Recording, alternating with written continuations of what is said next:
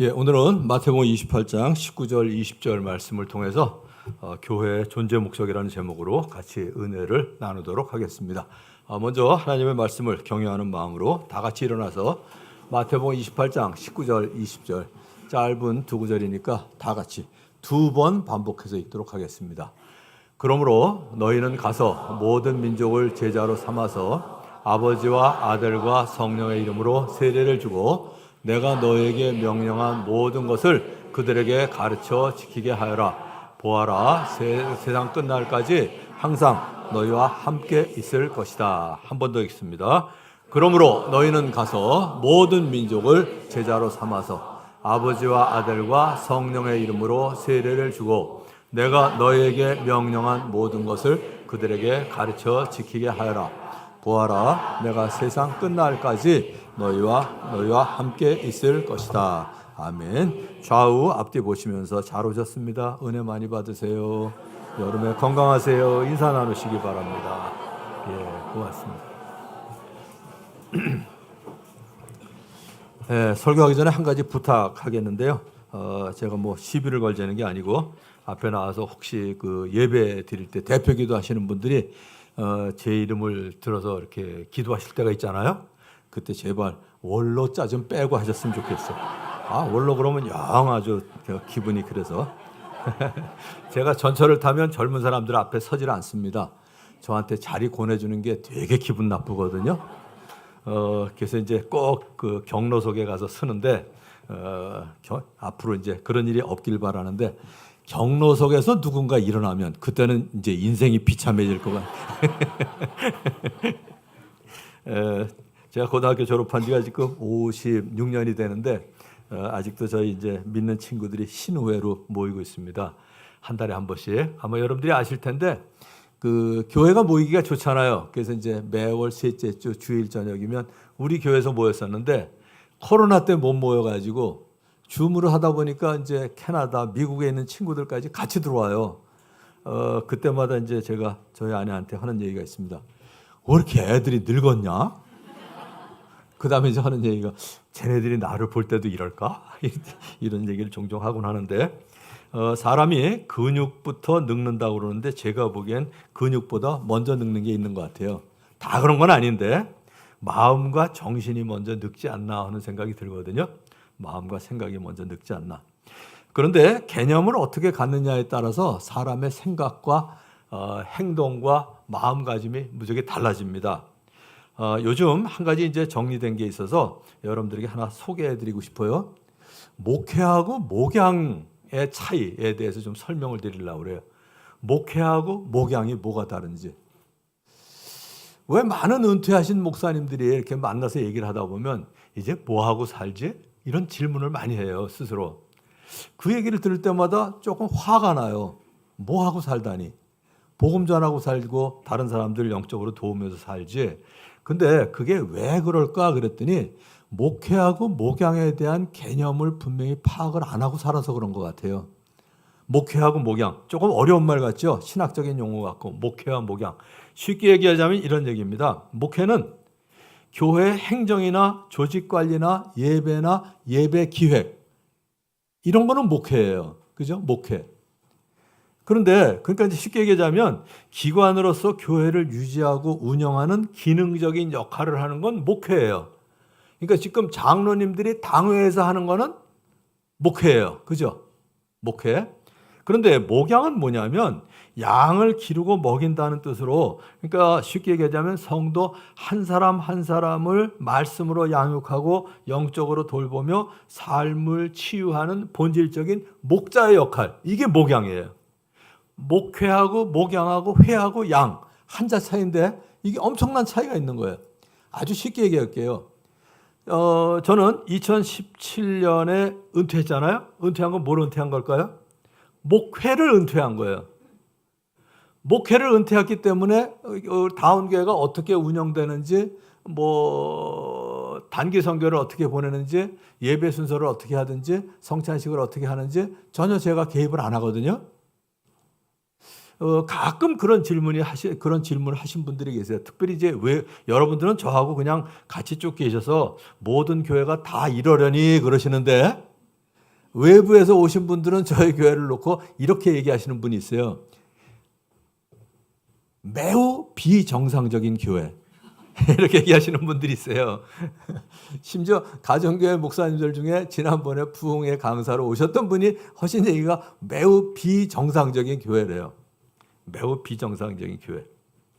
여러 가지가 이제 다른 게 있는데요.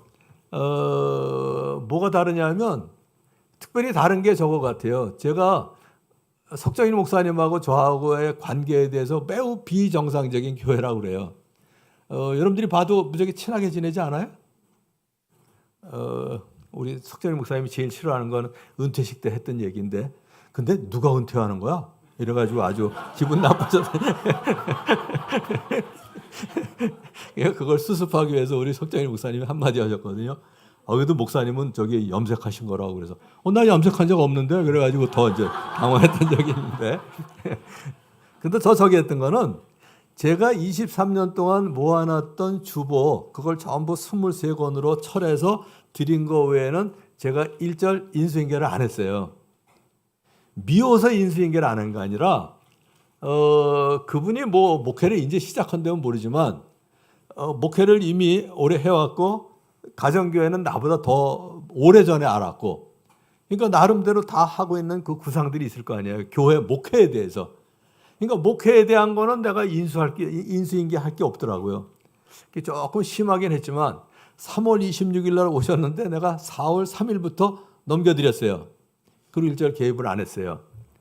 왜 그러냐면 제 나름대로 생각은 그거예요. 여러분들이 아마 사울과 다윗의 관계를 잘 아실 텐데 다윗이 골리앗하고 싸우러 나갔잖아요. 그죠? 그때 일반적으로 전쟁터에 나가려면 복장이 어떻게 해야 돼요? 일단 갑옷을 입어야 되잖아. 그러니까 사울이 양치기 하던 다윗에게 갑옷이 있었을까요? 없죠. 그러니까 사울이 자기가 입었던 갑옷을 입혔는데 아마 사울이 덩치도 더 큰 것 같아. 그런데 양치기 하면서 거기에 달려드는 사자나 고운 무리하고 싸울 때 물맷돌 가지고 싸우던 다윗에게는 갑옷이 이만저만 거추장스러운 게 아니거든요. 그러니까 그걸 입고는 싸울 수가 없으니까 일단 벗고 물맷돌 5개만 들고 나가서 이겼단 말이에요. 자, 그런데 거기에서 이제 두 가지 생각을 할 수 있어요. 하나는 뭐냐면 어떻게 전쟁터에서 뼈가 굳어진 그것도 덩치가 더 큰 골리앗을 상대를 하러 가는데 갑옷을 안 입고 나가냐 이 녀석아 이렇게 얘기할 수도 있어요. 근데 다윗은 안 그랬거든요. 그런데 요즘 많이 보면 반대 경우도 있는 것 같아요. 사울이 물맷돌 갖고 싸우던 사람이에요. 근데 다윗이 갑옷을 입고 나가서 싸우려고 그러는데 어떻게 거추장스럽게 갑옷을 입고 싸우냐. 물맷돌 갖고 나가라. 그럼 여러분들 어떤 생각을 하시겠어요? 그래도 물맷돌 갖고 나가는 사람한테 갑옷을 입히는 건 그래도 좀 이해가 되죠. 그죠? 근데 만일에 물맷돌 가지고 싸우던 사람이 갑옷 입고 나가는 사람 보고 갑옷 벗고 물맷돌 들고 나가라고 그러면 기분이 어떠세요? 저기 제정신인가? 그럴 거 아니에요? 근데 나는 양쪽이 다 마찬가지인 것 같아요. 물맷돌 가지고 전쟁을 하던 사람, 싸움을 하던 거에 익숙한 사람에게는 물맷돌 갖고 나가도록 하는 게 맞고 갑옷 입고 싸우던 사람은 갑옷 입고 나가서 싸우는 게 맞는 것 같아.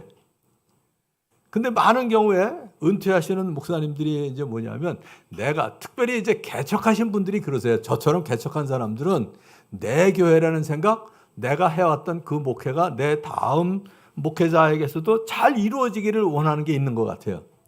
전 그건 아니라고 봐요. 다음 사람이 잘하도록 그 사람이 잘하도록 돕는 게 내가 해야 될 역할이지 내가 하던 식대로 잘하도록 하는 건 저는 아닌 것 같아. 그러다 보니까 물론 불편한 것도 있어요. 우리 석정희 목사님한테 내가 하던 대로 잘하라고 그래가지고 그대로 했으면 제가 이렇게 매월 첫째 주에 올라와서 할 때도 자연스러울 거예요. 내가 하던 거 그대로 하니까. 근데 지금 거의 순서가 바뀌어가지고 올라올 때마다 모르겠어요. 올라올 때마다. 거기다 아무튼 제가 지금 7번째 하면서 내가 진짜 머리가 나쁘긴 나쁘다. 한번 봐도 모르겠어요. 오늘도 모르겠어요. 오늘도 잘 넘어가긴 했는데 잘 넘어가는지 모르겠어요. 그냥 매끄럽긴 했는데 제대로 했는지 모르겠는데 어쨌든. 근데 그렇게 했던 개념이 뭐냐면 내가 한 방법이 더 베스트라고 생각하지는 않거든요. 그러니까 내가 했던 방법을 당신도 그대로 잘하시오. 그거는 저는 제가 보기에는 일종의 교만 같아요. 왜냐하면 내가 하는 게 최상이다 이렇게 생각하니까 그걸 요구하지, 자기가 최상이라고 생각하면 그걸 요구할 리가 없거든요. 근데 그것보다는 우리 석정인 목사님이 목회를 잘하도록 저는 돕는 역할만 하면 되는 거기 때문에. 그런데 그랬던 이유 중에 하나가 뭐냐면, 오늘 이제 개념 정리를 해드리려고요. 목회와 목양에 대한 개념을 분명히 하기 때문에 그런 것 같아요.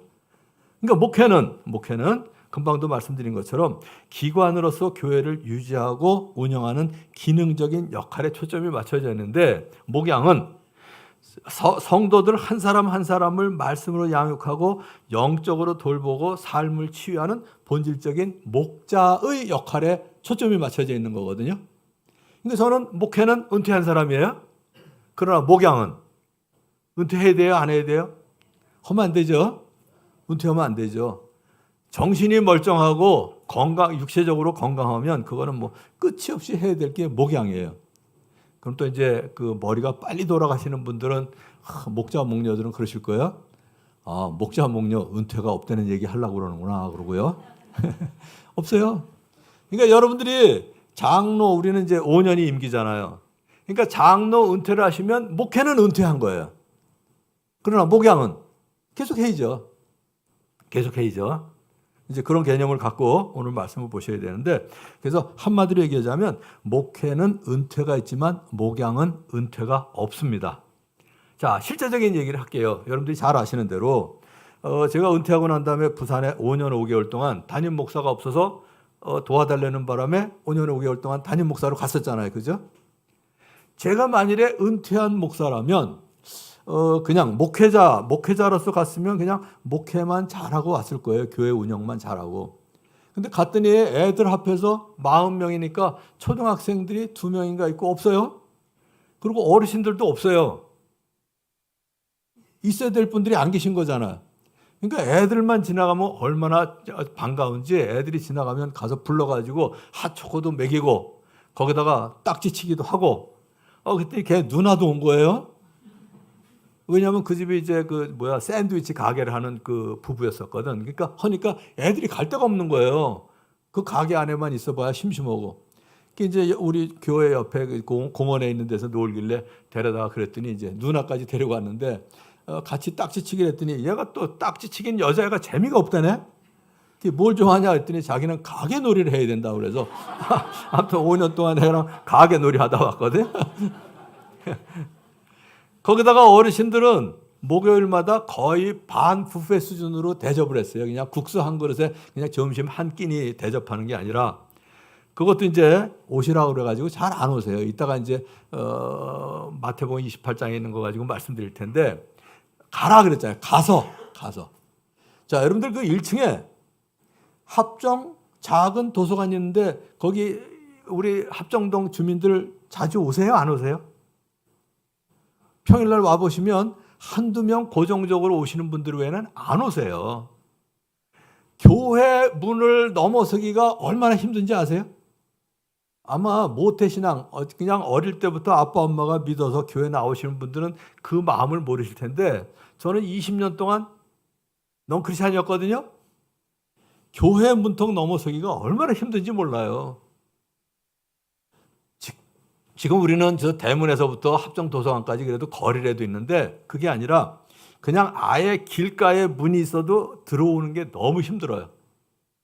하나 예를 들어 봅시다. 물론 우리 교회가 가까이 있긴 하지만 요 옆에 합정역으로 가다 보면 100주년 기념교회에서 이 공간은 주민들이 사용하는 공간입니다. 그리고 개방해 놨어요. 아주 길 옆에 있어요. 들어가 본 적이 있으신 분? 왜 우리 교회 놔두고 거기를 왜 가? 이건 농담이고요. 이건 농담이고, 지나가다가 얼마든지 들어가서 시간 보내기도 좋아요. 거기에 시원하고 분위기도 괜찮아요. 인제 알았어요? 앞으로 자주 가세요.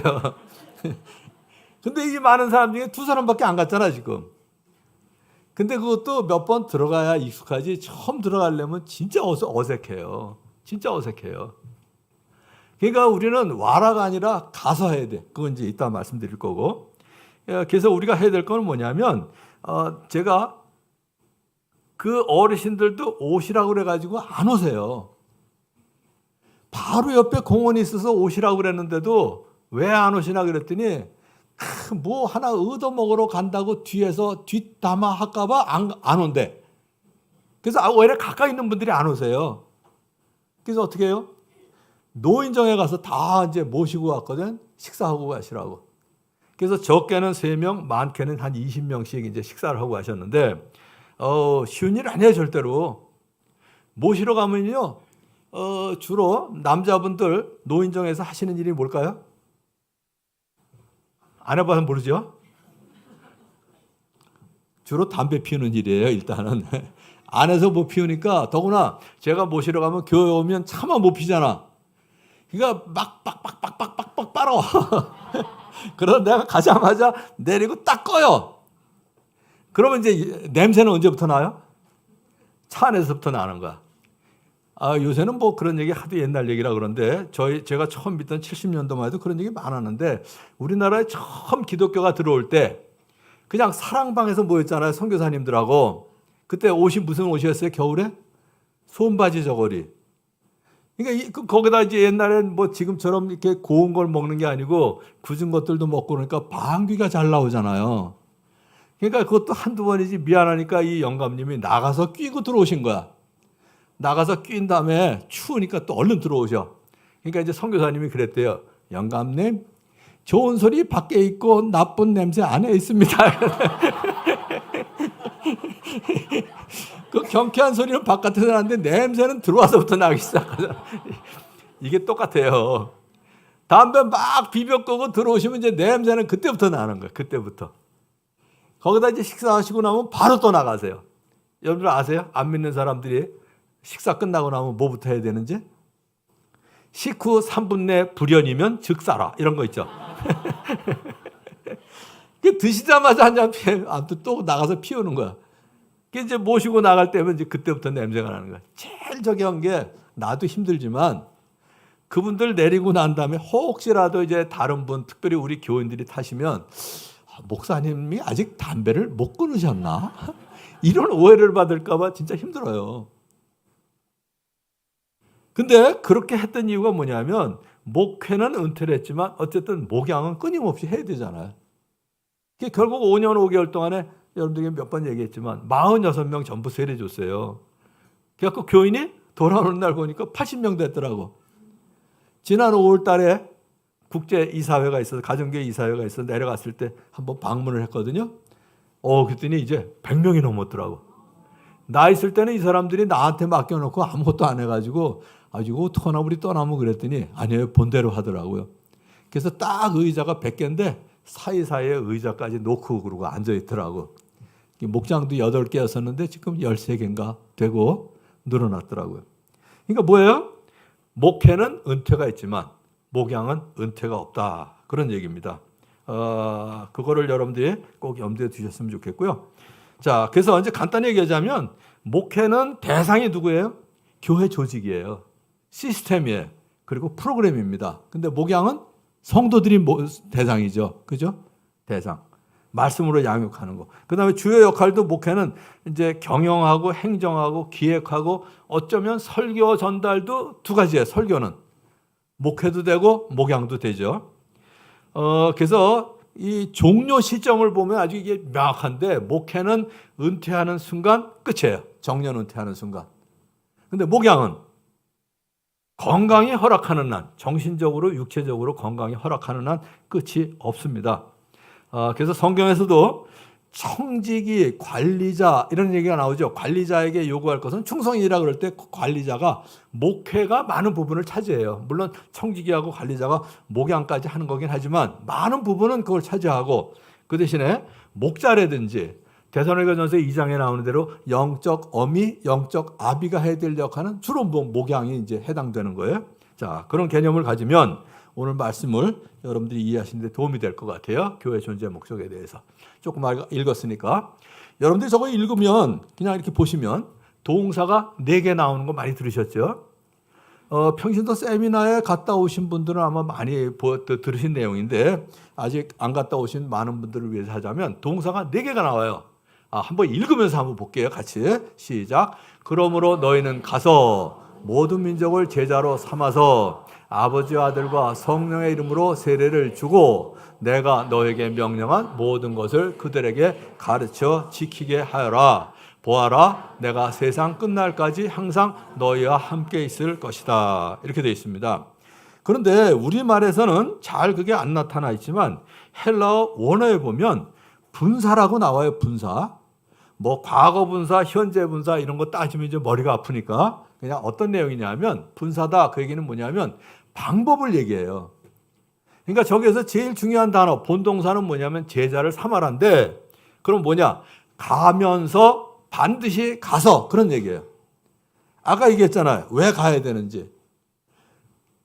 바로 여기다 있고 합정동 작은 도서관 그렇게 써가지고 친밀감 있게 색깔도 요란하게 넣었지만 합정동 주민이 못 들어오세요. 모르겠어요. 교회에 대한 이 이미지가 교회에 대한 선입견을 어떻게 갖고 있어서 못 들어오는지 모르겠는데 어쨌든 잘 못 들어오세요. 들어오시면 환영을 하는데도. 그래서 와라가 아니라 가서, 가면서, 반드시 가서 그런 얘기입니다. 그런 얘기. 자, 두 번째는 뭐냐면 세례를 주어서. 요 가라에 이제 조금 더 강조점을. 가만히 앉아서 기다리지 말고 삶의 모든 영역과 열방을 향해 발걸음을 옮기라 그 얘기입니다. 자, 쉬운 얘기 할게요. 배가 산에 있어야 돼요? 물에 있어야 돼요? 그죠? 물에 있어야 돼요. 근데 물에 있되 물에 가라앉으면 안 돼. 그러니까 우리가 세상 속에 있지만 이 세대를 본받으면 안 된다는 얘기예요. 가끔 여기도 계신지 모르겠는데 헛똑똑하신 분들이 꼭 반문을 하시는 분들이 있어요. 잠수함도 있던데요, 그러고. 그런 건 그냥 한 대 줘. 아니에요. 누구든지 비유를 들 때는, 예화를 들 때는 그거의 중심 사상, 메인 소트가 중요한 거지 그걸 다 빗대가지고 하는 게 아니잖아요. 아주 재밌었던 경험 하나 이렇게. 제가 우리 13살 저보다 많은 큰형님한테 복음을 전하기 위해서 설명을 해도 안 들으셔. 저 문막에서 아무튼 뭐 그냥 온갖 것들을 다 재배하면서 사시는 분이거든요. 그래서 형님한테 이제 워낙 또 포도나무를 좋아하시고 그래서 잘 됐다 그러고 예를 들어서 형님 그게 아니고요. 포도나무 가지가 포도나무에 잘 붙어 있어야 첫째는 생명이 있고 그 다음에 열매를 맺지 않습니까? 그러니까 생명의 근원 되시는 아버지하고 연결이 되셔야 됩니다. 그랬더니 딱 하는 얘기가 야 꺾어지 오면 잘 살아 그럼. 앞이 캄캄해. 아니 지금 물간부, 체간부, 뭐 껍데기는 뭐고 잎사귀는 뭐고 그거 얘기하자는 게 아니고 그냥 원칙적으로 가지가 포도나무에 붙어 있어야 생명이 있고 그래야 열매가 맺는 거 아니냐고 지금 그 얘기하는 거 아니에요. 그리고 아무튼 설명하느라고 그랬는데 바로 그 얘기예요. 배는 산에 있으면 안 돼. 물에 있어야 돼. 근데 물속에 가라앉으면 안 돼요. 그러니까 세상 속에 있대. 그러나 이 세대를 본받으면 안 된다 이거죠. 자, 여러분들에게 했던 얘기인데 아마 못 들으신 분이 더 많을 것 같아서 은퇴하기 전에 한 얘기니까 하나 얘기해 드릴게요. 지금부터 20년도 더 된 얘기예요. 저희 큰애가 고등학교를 졸업하고 한번 저한테 묻더라고요. 아빠 가도 돼요? 어딘데? 그랬더니 고등학교 졸업한 애들이 주로 어디서 모여요? 뭐 술집 그러면 좀 촌스럽고 호프집이잖아. 호프집. 그러니까 술집에 가도 되냐 안 되냐 이제 그 질문이에요. 그리고 지금은 한 2만 원쯤 될 텐데 그때는 회비가 5천 원이었어요. 그게 저한테 묻더라고요. 가도 돼요? 제 원칙은 그래요. 가라 마라 이게 아니고 가서 영향을 줘야 될 것 같으면 가라. 가서 영향을 받을 것 같으면 가지 마라. 제 원칙은 그거예요. 그랬더니 영향 안 받아요 그러더라고요. 그래서 제가 회비가 5천 원인데 2만 원을 줬어요. 그리고 몇 가지 지침을 줬어요. 자, 여러분들에게 그대로 여쭤볼게요. 거기 거의 믿는 사람만 모인 게 아니고 그냥 졸업생들이 모인 거예요. 그 고등학교 졸업한 애들이 지금 대학교 가가지고 이제 몇 개월 됐는데 주로 만나면 무슨 얘기해요? 예? 대개는 좀 좋지 않은 얘기들이에요. 그래서 요즘은 그런 얘기 쓰는지 모르겠는데 EDPS라고 그러죠. 음담패설. 네. 요새는 이거 모르시는 분들이 많더라고. 오늘 장로님들하고 아침에 기도 모임 하는데 제가 BMW로 왔습니다. 그랬더니 그게 무슨 말이냐고 반 이상이 모르시더라고. BMW 무슨 말인지 아시죠? 버스 타고 메트로, 전철 타고 걸어온 거, 워킹. 그래서 여기서 그런 분이 있네.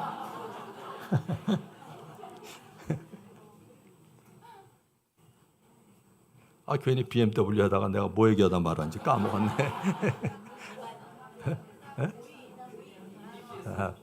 그렇죠. 자, 그래서 내가 뭐라냐면 일반적으로 이제 그런 얘기하니까 끼기가 싫잖아요. 그 크리스찬들이 되게 일찍 가요. 그냥 시간 맞춰서 가요. 되게 일찍 안 가요. 가운데 앉아요. 귀퉁이에 앉아요. 그 다음에 중간에 청년부 모임이 있어서 가야 돼. 그러면 나 일 있어서 먼저 갈게 그래요? 아니면 청년부 모임이 있어서 일찍 갈게 그래요? 그 다음에 5,000원이 그때 회비였는데 저녁도 안 먹고 나오는 거거든? 그 회비 다 내요? 덜 내요? 일반적으로 계산해서 덜 내요. 요즘 같은 경우에 회비가 2만 원이다 그러면 저녁도 안 먹으면 그냥 10,000원 정도만 놓고 나와도 되잖아. 저녁 안 먹으니까. 그러면 안 되는 얘기 하려고 그래요. 미리 다 아시네. 그래서 내 2만 원을 주면서 지침을 줬어. 30분 미리 가라. 그리고 귀퉁이에 앉지 말고 가운데 앉아라. 그럼 가운데 앉으면 지가 제일 먼저 갔으니까 오는 애들마다 얘기할 수 있잖아. 야, 너 전공 뭐였지? 그래, 전공 재밌냐? 요즘 어떻게 지내냐? 얘기를 다 하니까 뭐 해? 얘기를 내가 이끌어가는 거의 목장 모임이에요. 그죠? 근데 이렇게 늦게 가서 귀퉁이에 앉으면 그 얘기에 끼어들어야 되잖아. 심령만 상해요. 그러니까 일찍 가서 내가 이 얘기를 주도하면 방향을 내가 이끌어갈 수가 있잖아.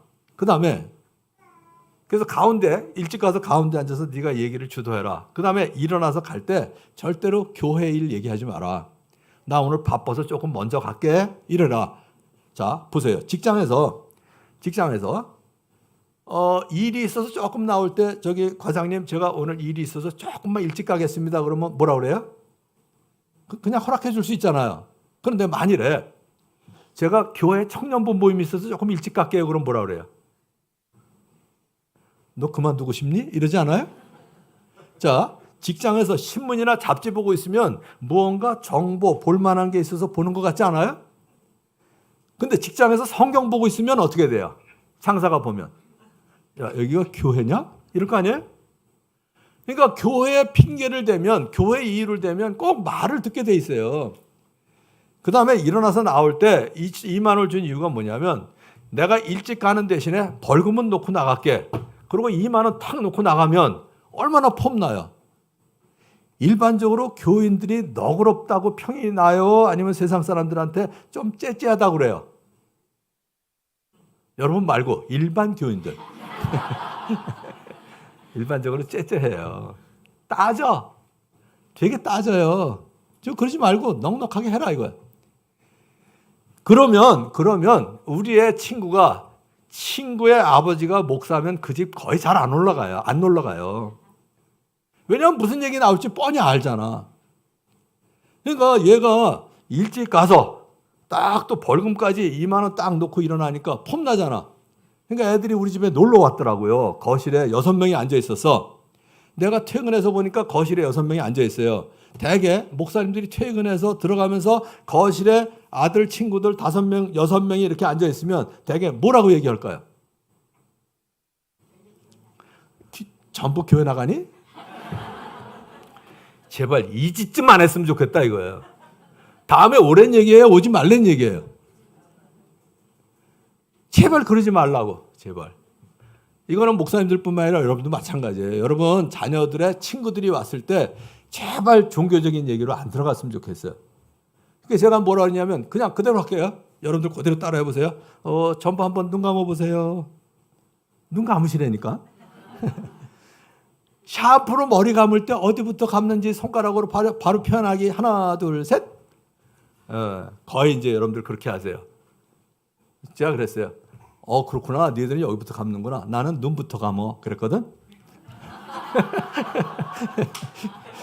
그때 처음에 무슨 소린가 하더니 그 다음에 막 웃는 거야. 조금 썰렁하지? 그래 놀아. 그러고 들어가세요. 재밌지 않아요 일단?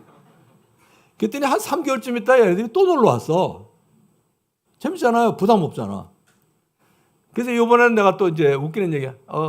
너희들 또 놀러 왔구나. 내가 또 웃기는 얘기 하나 해줄게. 그냥 지나가긴 그렇고. 저기 반포에 그 메리어트 호텔에 근무하는 젊은 여자가 있었는데 자기 엄마가 저 순천에 사셔. 근데 놀러 오신다 그래가지고 용산역에 마중을 나가야 되는데 그날 저녁에 이게 야근이 걸린 거야. 그래서 이제 엄마한테 설명을 했어. 엄마 어렵지 않아. 미안해. 근데 야근이 걸려서 용산역을 내가 못 나가서 그냥 KTX 타고 용산역에 내려서 그냥 밑에 저 택시 쫙 줄 서 있으면 그냥 반포 메리어트 호텔 가자. 뭐 그러면 된다고. 이 90이 다 된 노인이 메리어트 발음이 안 되잖아. 그러니까 알려줬어요. 메리아스 호텔로 외우라. 메리아스. 근데 그날 진짜 오신 거예요, 이분이. 전화가 와서 이제 내려갔더니 택시에 있는데 엄마 메리어트 호텔이 기억이 났어. 그랬더니 그 엄마가 뭐라는지 아세요? 내가 아니 네가 얘기해 준 대로 용산역에서 택시 타고 저기 반포 저 난닝구 호텔 가자 그러더니 아니 메리아스 그러다가 메리아스가 익숙하지 않으니까 그냥 난닝구 호텔 가자. 그랬더니 이분이 이제 물어본 거예요. 젊은 여자가. 아니 어떻게 난닝구 호텔 가자 그러는데 데려다 줬냐 그랬더니 난닝구 호텔이 아니라 전설의 고향을 가자고 그래도 데려다 준대요. 이건 진짜 택시기사들이 하는 얘기예요. 우리나라에 70년대 중반에 TV가 들어오기 전에 라디오가 유행했잖아요. 라디오밖에 들을 게 없었잖아. 거기에 40년 이상 방송했던 게 전설의 고향이에요. 옛날 옛적에 그래서 행복하게 살았습니다. 그려 이러고 끝나는 거. 아주 전설의 고향이 귀에 익어가지고 예술의 전당 가자는 얘기를 전설의 고향 가자 그러는데 그래서 이 어르신들이 전설의 고향 가자 그러면 택시기사가 할머니 그게 아니고 저 예술의 전당이 맞아 예술의 전당 나 그렇게 기억이 안 난다고 데려다 준대요. 자, 그 얘기를 하고 이제 내가 또 들어갔어. 얘들이 이제 궁금한 거예요. 다음에 또 놀러 왔어. 그게 들어왔는데 얘네들이 먼저 질문하는 거예요. 우리 애 이름이 명철이잖아요. 명철이 아버님 어떻게 기계전공 대학원까지 하셨다면서 목사님이 되셨어요? 그러고 물어보는 거예요. 뭐야? 들을 준비가 됐다는 얘기잖아. 궁금하니? 그래가지고 결국 보험전에서 한 명은 우리 아들이고 한 명은 교회 나가고 잘 믿고 그날 4명이 다 예수님 영접했거든요. 그러니까 우리가 가야 된다는 개념이 꼭 장소적인 것뿐만 아니라 그들에게 가야 돼요. 자꾸 내 문화로 끌어들이려. 아무튼 여러분들 이해 잘 하셔야 돼. 또 이거 이상하게 적용하시면 안 되고. 아무튼 그냥 이 얘기가 여러분들에게 많은 걸 얘기할 것 같아. 첫째. 그 다음에 두 번째는 뭐냐면 세례를 줘서 침례교 같으면 침례를 주어서 그들로 하여금 제자를 만들어라. 또 뭐예요? 가르쳐 지키기 위해서 제자를 만들어라. 이 얘기거든요. 이 얘기. 그래서 오늘 우리가 들은 오늘 그 말씀 저 위에 있는 대로 저게 예수님께서 우리에게 중간에 보면 그러므로 너희는 가서 모든 민족을 제자로 삼으라는 명령을 주셨잖아요. 근데 명령을 그냥 주신 게 아니야. 여기 18절까지 내가 넣었으면 좋았을 텐데 18절이 뭐냐면 예수께서 나와 일러 가라사대 하늘과 땅의 모든 권세를 내게 주셨으니 그 다음에 그러므로예요. 그러므로. 그 성경에 그러므로가 나올 때는 앞에 뭐가 있기 때문에 그러므로잖아. 그래서 18절이 뭐냐면 하늘과 땅의 모든 권세를 내가 가졌는데 내가 너희한테 위임장을 준다 이거예요. 위임장을. 어떤 표현이 좋을까 모르겠네. 정치적인 얘기를 하면 여러분들이 또 두 파가 갈리니까 그렇고 그냥 우리나라에서 제일 유명한 이재용 씨 예를 들자고. 삼성에 들어가려고 그러면 아무튼 경비실부터 막히잖아요. 그죠? 그런데 이재용 회장이 나한테 위임장을 주고 언제 놀러 오라고 그랬어. 자, 이걸 깍 들고 들어가는데 경비실에서 멈추시오. 그러면 여러분들 기분이 어떨 것 같아요? 주눅이 들어요? 저게 내가 누군지를 모르네? 이럴 거 아니야? 나 위임장 가진 몸이야. 이럴 거 아니에요? 우리가 그 개념을 가지고 목회를 하는 거예요. 목양을. 목자 목녀를 왜 해요? 그 개념을 가지고. 그냥 교회에서 오늘 이제 임명장을 주겠지만 이건 교회에서 주는 임명장이 아니라 하늘과 땅의 모든 권세를 가지신 주님께서 우리에게 위임장을 주시고, 근데 그 정도가 아니에요. 이재용 회장이 위임장을 줬어? 아이, 그러지 말고 그 문 앞에 기다리라고, 나랑 같이 들어가자고. 그럼 어때요?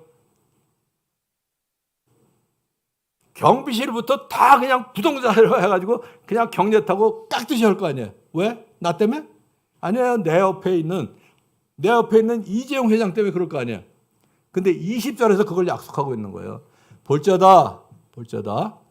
내가 너에게 명령한, 뒤에 보면 보아라. 내가 세상 끝날까지 항상 너희와 함께 있을 거다. 함께 계세요. 위임장만 주신 게 아니라 나랑 같이 다니시겠다는 거예요. 나랑. 물론 세상 살다 보면 이거를 적용하기가 어려울 때가 있어요.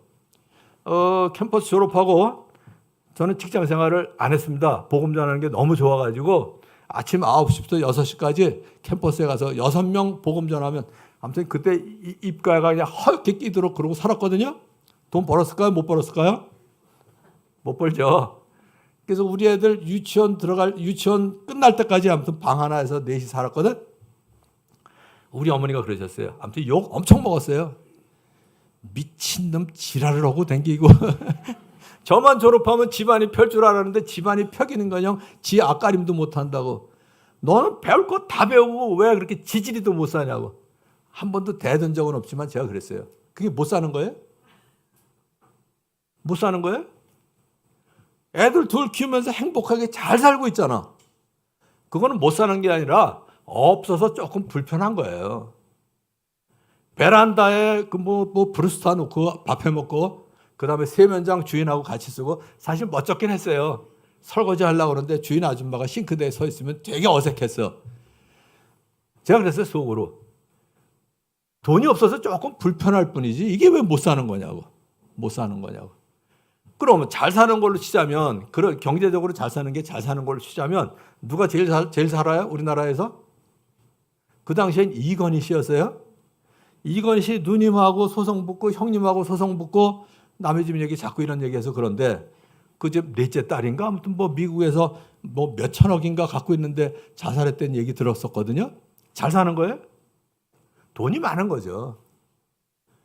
제발, 제가 이제 은퇴하기 전에 몇 번 얘기했는데, 지나가다가 큰 집, 여기는 이제 연희동 같은 데 가면 있잖아요. 그죠? 대문 2개나 있고, 정원수 잔뜩 있고.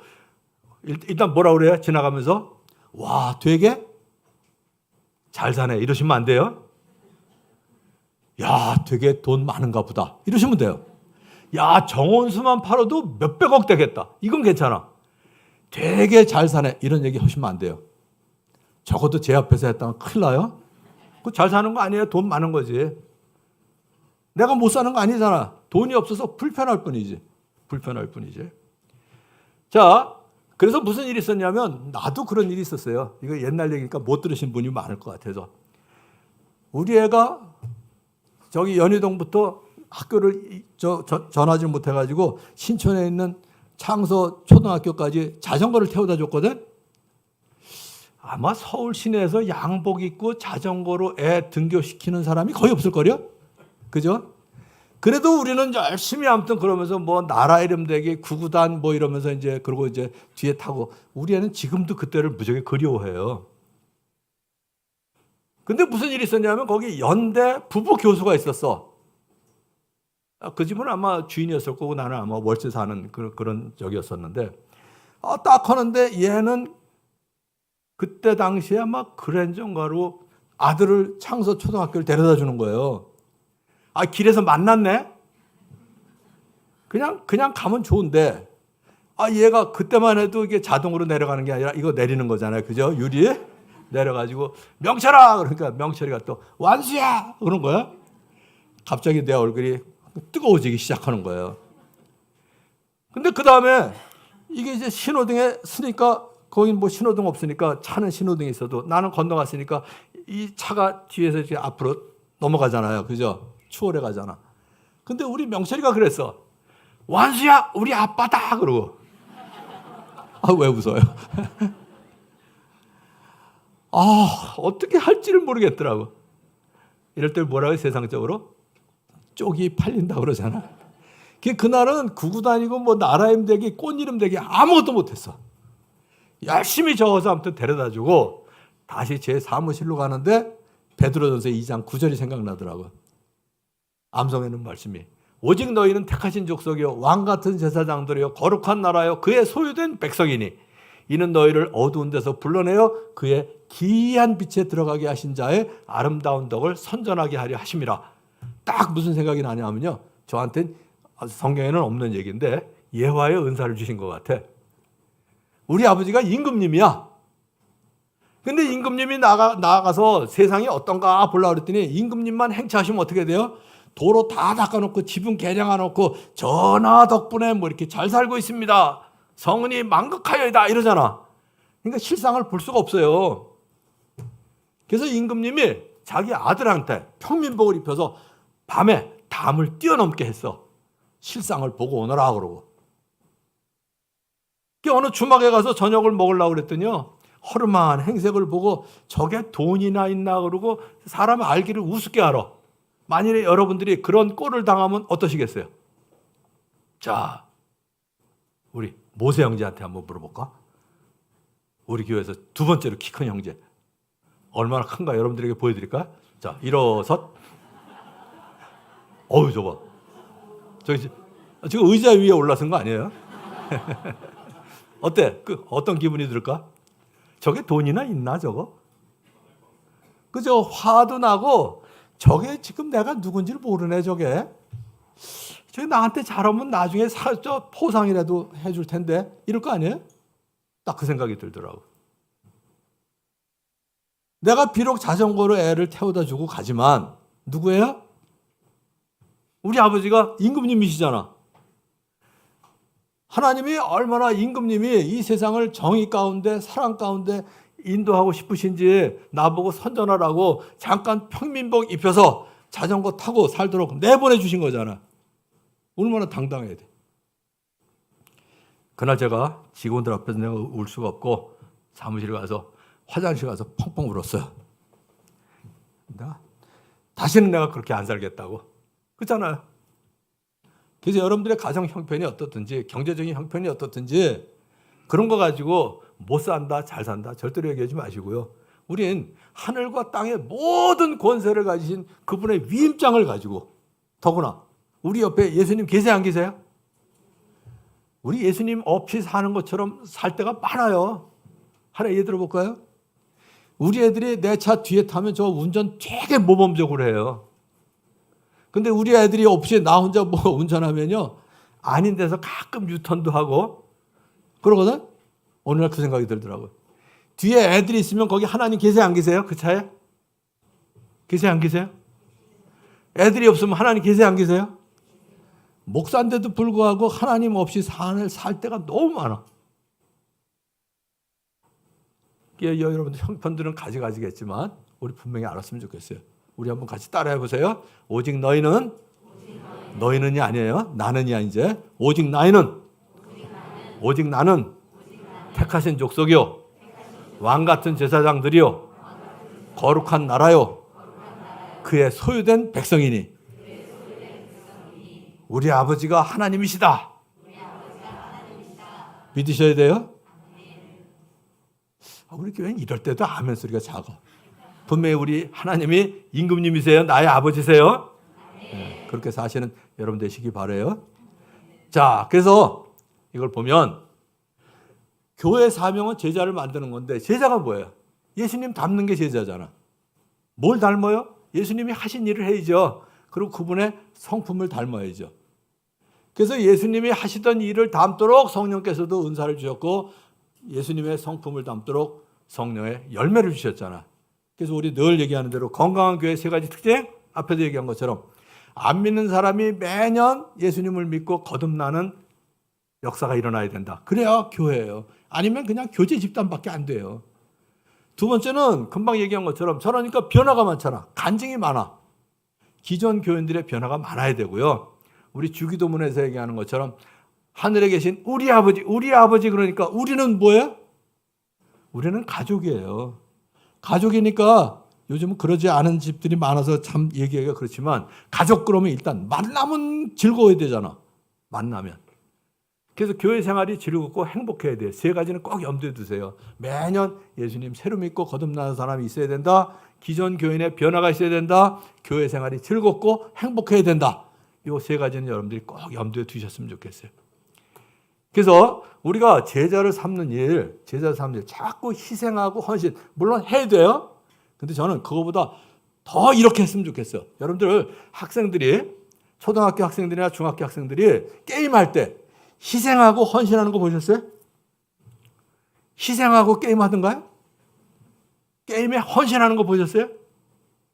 아니, 하지 말래도 해. 걔들이 안 하는 게 왜 희생이고 안 하는 게 헌신이에요. 게임을. 근데 게임하고 우리가 주님의 그 위임장을 받아가지고 제자 삼는 일을 하는 거하고 어떤 게 의미가 더 커요? 이거 뭐 비교할 수도 없어요. 비교할 수도 없어. 어떤 게 더 재밌어요? 물론 게임하는 게 더 재밌는 것 같죠? 근데 사실은 금요일 날 밥해 먹이고 3개월, 6개월 때로는 30년 만에 변화되는 걸 봐도 재밌잖아요. 그게 감동이고. 그래서 우리가 목양하는 게 진짜 희생이니 헌신, 난 희생, 헌신 이 얘기 나올 때마다 좀 멋쩍어요. 내가 뭐 했다고 희생을 했다고 얘기할 수 있을까? 헌신을 난 그 아까 찬송 부른 거 부를 때마다 찔려요, 사실은. 내게 있는 모든 것을 주를 위해 바치네. 아직도 내 집문서도 있는데. 내가 가진 것 엄청 많은데 다 안 드렸는데 이 생각이 들어서 나 그 찬송 잘 못 불러요. 그것보다는 하늘과 땅의 모든 권세를 가지신 그분이 나한테 위임장을 주시고 더구나 나하고 같이 가자고. 그럴 때 그 삼성 이재용 회장의 위임장을 들고 그분과 같이 들어갈 때 그 삼성 본사를 들어갈 때 내 기분이 어떻겠어요? 얼마나 의시되고 들어가고 싶겠어요? 우리의 삶이 전부 그랬으면 좋겠어요. 우리의 삶이. 자, 그래서 시간이 많이 갔기 때문에 이제 결론 내릴게요. 이번 한 주간도 내가 서 있는 삶의 자리, 그게 가정이 됐든 직장이 됐든 학교가 됐든 한 영혼을 세우는 위대한 사명자로 살아가기로 결단하는 저와 여러분들이 되시기를 우리 주님의 이름으로 축원합니다. 기도하겠습니다. 하나님 아버지 감사합니다. 정말 저희들 주님을 몰랐다라면 다람쥐 쳇바퀴 돌듯이 그저 어제보다는 오늘 좀 더 나은 삶을, 오늘보다는 내일 좀 더 나은 삶을 살고자 다람쥐 쳇바퀴 돌듯 하는 삶을 살 수밖에 없는 저희들이었었는데 아버지 하나님, 하늘과 땅의 모든 권세를 가지신 주님께서 우리에게 위임장을 주시고 세상 끝날까지 모든 날들 동안 주님이 함께 계시겠다는 약속을 주시면서 모든 민족으로 제자를 삼으라는 이 위대한 일을, 사명을 맡기시니 감사합니다. 아버지 하나님, 이 위대한 사명이 사명 이전에 내게 재미가 되게 하시고 그리고 의미가 되게 하시고 감동이 되게 하여 주시옵소서. 예수님의 이름으로 기도하옵나이다. 아멘. 이제 평안한 마음으로 세상에 돌아가십시오. 선한 일에 용기를 가지시며 악을 악으로 갚지 마십시오. 항상 연약한 자를 도우시며 병든 자를 찾아보시며 곤란당하는 이웃을 위로하십시오. 모든 사람을 존경하시며 주님께 봉사하고 주님을 사랑하십시오.